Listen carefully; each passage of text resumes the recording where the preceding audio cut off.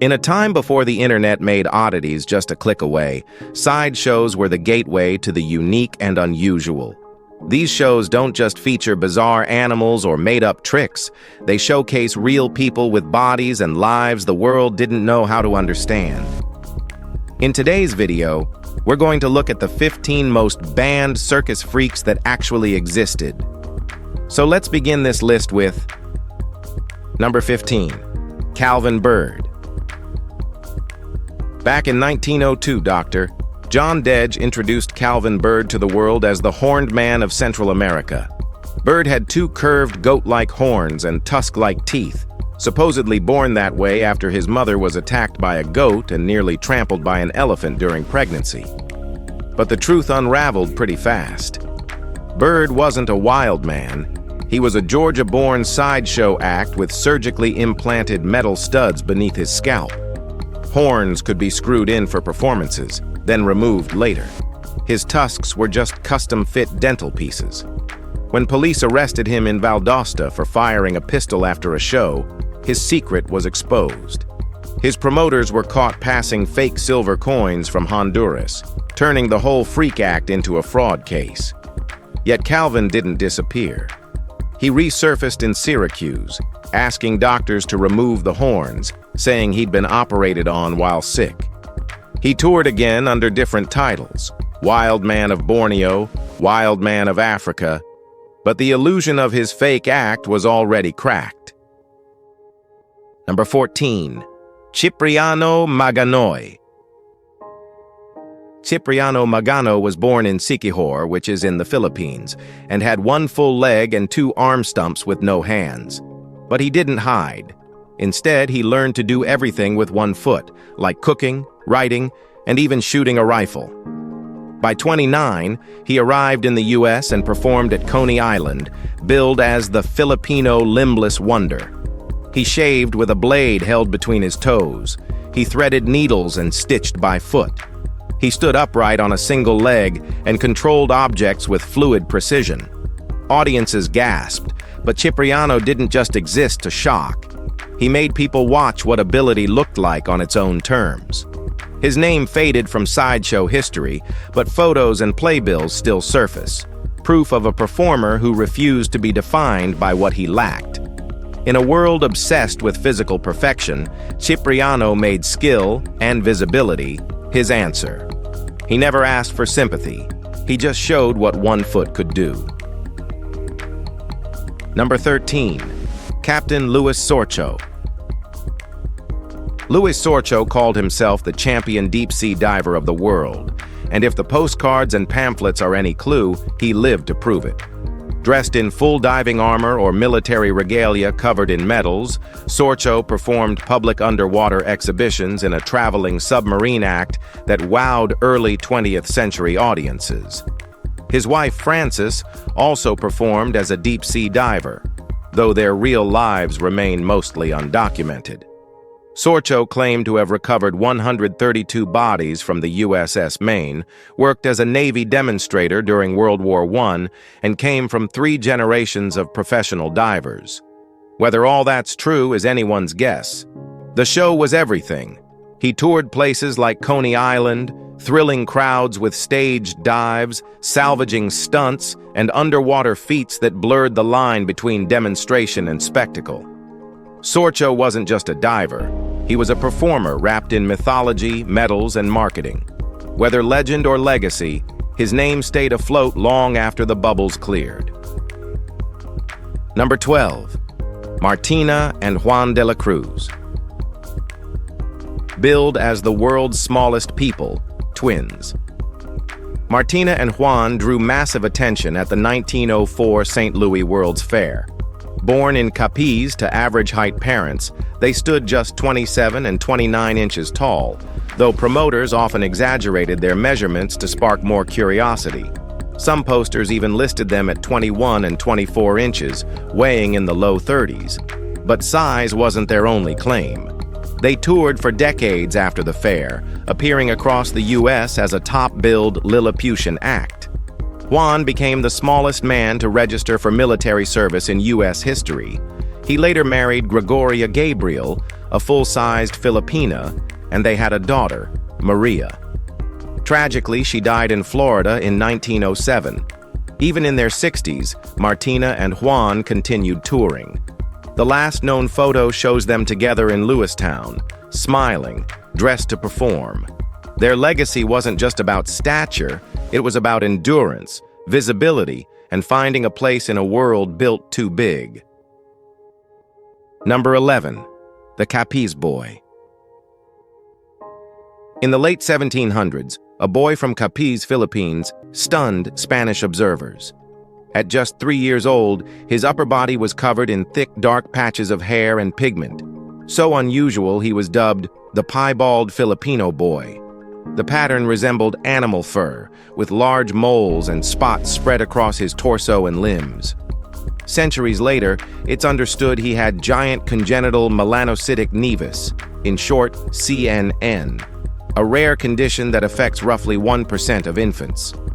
These oversized birthmarks often grow with age and are sometimes covered with hair, creating dramatic, sometimes animal-like appearances.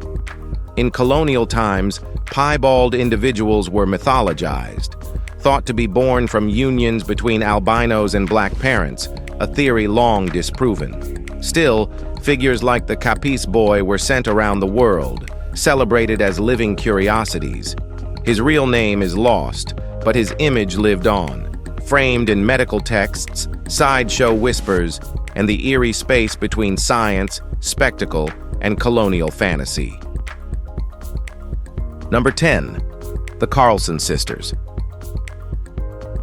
Dorothy and Florence Carlson weren't just sisters. They were sideshow stars known as the boxing fat girls. Back in those days, they were pretty famous. Touring in the 1920s through the 1940s, Dot and Flo turned their size into stage power, drawing laughs, cheers, and open jaws in equal measure. Unlike other fat acts that relied on stillness and scale, the Carlsons moved, and fast. Their boxing routines were comedic but physical, often staged in full costume as they traded jabs and wisecracks for the crowd's amusement. But behind the humor, they challenged expectations. Fat, funny, female, and fearless in the spotlight. Little survives about their offstage lives, but the sisters appeared on numerous posters and sideshow bills throughout the U.S., often positioned as both novelty and headliners. What made them stand out wasn't just the gimmick, it was their timing, their energy, and their chemistry. They weren't there to be pitied or marveled at. They came to swing, smile, and steal the show on their own terms. Number 9. Maxine Mina. Maxine Mina was born in the Philippines in 1896 with a parasitic twin attached, 2 additional legs extending from her lower torso. The rare condition, called craniopagus parasiticus, results from a failed separation in the womb. Her twin never developed beyond the lower limbs, but Maxine retained partial control of the extra legs. In 1917, she debuted on the sideshow circuit in Atlantic City as the only 4-legged girl alive. Rear Admiral G.W. Baird, who observed her in person, claimed she could move all 4 limbs. Maxine often performed without clothing, not to provoke, but to silence skeptics who believed her appearance was a trick. It wasn't. Her condition was real, her stage presence unflinching. The extra limbs didn't define her, they became part of the act. Audiences were stunned, some fascinated, others disturbed, but Maxine's performance left no one indifferent. She turned a medical anomaly into a career and stood confidently in a body the world didn't know how to process. Okay, now let's head over to Number 8. Charlie Dunlop. Well, Charlie Dunlop didn't need mysterious tricks because his skin did the work. As one of the best-known rubber-skinned men of his time, Dunlop likely had Ehlers-Danlos syndrome, a connective tissue disorder that allowed him to stretch his skin in extreme ways. Pulling folds from his arms and neck like elastic bands, Charlie wowed sideshow crowds during the 1920s and 1930s. Some called it grotesque, others were hypnotized. Unlike contortionists who bent limbs, Dunlop's act focused on skin, how it moved, folded, and stretched beyond belief. The nickname India Rubber Man had been used by others, but Dunlop's performances were raw and real. He didn't hide behind props or costumes. His condition wasn't staged, it was his reality. Acts like he walked a fine line between biology and entertainment, pushing audiences to wonder whether they were seeing illness or ability, exploitation or control. Charlie gave no answers, just pulled, twisted, and left the crowd somewhere between discomfort and disbelief. Number 7. Lucio and Simplicio Godino. Born in Samar in 1908, Lucio and Simplicio were conjoined at the waist by dense fibrous tissue. By age 10, they were performing at Coney Island, where they sang, played instruments, and even played basketball together. Known as the Samar United Twins, they became stars, but not everyone was impressed. A Brooklyn child welfare officer sued their manager for child labor exploitation. Filipino diplomat Teodoro Yanco stepped in, adopted the boys, and brought them home. In 1929, they married identical twin sisters, Natividad and Victorina Motos. The wedding sparked legal questions. Were they one person or two? The court said two. The Godinos formed a touring jazz act, blending music and vaudeville. In 1936, Lucio died suddenly from pneumonia in New York. Doctors performed an emergency separation, and Simplicio survived, briefly. He died just 12 days later from meningitis. Their story is still remembered in the Philippines. Two brothers who shared a body, a stage, a marriage, and a final goodbye. Number 6. Sioni and Telly. In 1957, two armless girls from the Philippines, Sioni, age 6, from San Jose, Samar, and Telly, age 7, from Butuan City, became traveling stars in a sideshow act that defied expectations. Despite being born without arms, both girls learned to live independently and perform tasks most wouldn't attempt. They cooked, sewed, played the guitar, and even performed harmonica duets, all using their feet. Newspapers referred to them as armless wonders, but their act wasn't about sympathy, it was skill. Their shows drew stunned crowds, not just because of their condition, but because of how effortlessly they moved through life's daily routines.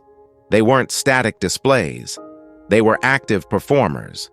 The Philippine Free Press featured them in a full spread in 1956, noting their precision and rhythm. No records exist of what happened to them later in life, but for a brief window in the 1950s, these two young girls stepped into the spotlight, not as curiosities, but as proof that ability comes in many forms. Number 5. The Ohio Bigfoot Girl. In 1890, Fanny Mills became one of the most widely talked about performers in the American curiosity circuit. Known as the Ohio Bigfoot Girl, she was born in 1860 with Milroy disease, a rare genetic condition that caused extreme swelling in her legs and feet. Her unusual appearance attracted massive public interest, especially during the 1880s when she began performing in circuses and sideshows.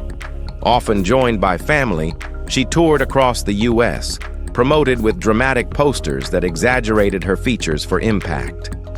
Crowds lined up to see her, not just out of curiosity, but to witness a rare medical case in a time when little was understood about such conditions. Despite the spectacle, Fanny's story also reflected the medical ignorance and public fascination of the period. Her condition wasn't just physical, it became a commercial identity, crafted by promoters who saw opportunity in difference. She stood as both an attraction and a reminder of how visible conditions were commodified. Number 4. The Lucasy family. The Lucasy family was one of P.T. Barnum's most famous acts in the mid-1800s.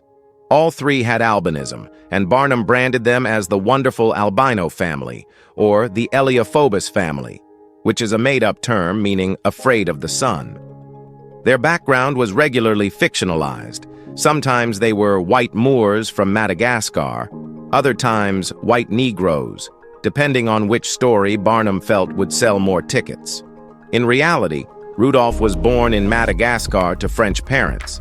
Auntie Anna came from Venice, and Joseph was born in Germany.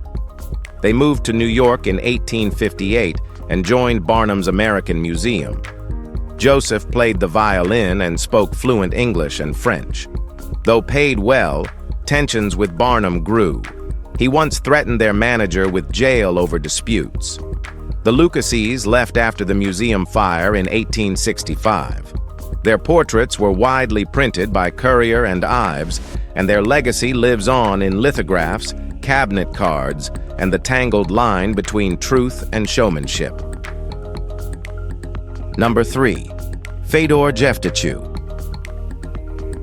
In 1888, Russian-born performer Fedor gained international attention under the stage name Jojo the Dog-Faced Boy. He had a genetic condition known as hypertrichosis, which caused thick hair to grow over most of his face and body. As a child, he was taken on tour by his father, who also had the same condition, and they were marketed together in European sideshows before Fedor joined Barnum's exhibitions in the U.S. With crafted posters and exaggerated backstories, he was promoted as a wild man raised in the Russian wilderness.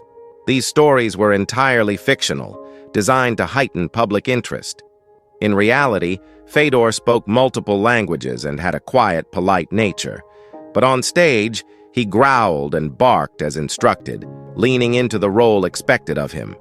Despite being presented as something feral, he was fully aware of his image and maintained a strict separation between his life and the character he portrayed. Number 2. Count Ysef Borovski.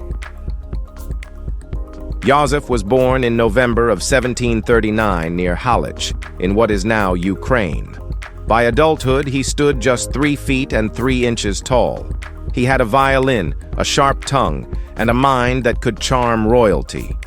He performed across Europe, meeting Empress Maria Theresa in Vienna and even catching the attention of George IV in England. Some called him a count, though the title was likely theatrical. Still, he moved in aristocratic circles, performed in courts, and once fought off an attack from another court dwarf who tried to throw him into a fire. He eventually married, fathered a daughter, and toured well into his 60s. Later in life, he retired to Durham, where he became a beloved local figure and honorary Freemason. He died in 1837 at the age of 97 and was buried in Durham Cathedral. His grave bears only his initials, J.B., but his story is still rare. Number 1. The Owl Man. In 1938, German performer Martin Laurel gained fame in the United States for a peculiar physical ability that earned him the nickname Owl Man. His defining act involved rotating his head nearly 180 degrees, an ability that seemed to defy human anatomy. Laurel became a major attraction in fairs and sideshows, including the Sam Wagner Freak Show at Coney Island, a hub of eccentric entertainment. Audiences were fascinated by how effortlessly he performed this eerie movement, watching in disbelief as he appeared to mimic an owl's full rotation. His act was not an illusion. It stemmed from an extremely flexible cervical structure that few possessed. In an era obsessed with unusual physical capabilities, Laurel's strange gift made him one of the most talked-about performers of the late 1930s and early 1940s. His unusual flexibility blurred the boundary between human and animal mimicry, leaving spectators amazed by what the human body could truly accomplish. If you've enjoyed this video, be sure to like it, share it, and subscribe. Thanks for joining us on this journey, and we'll see you very soon.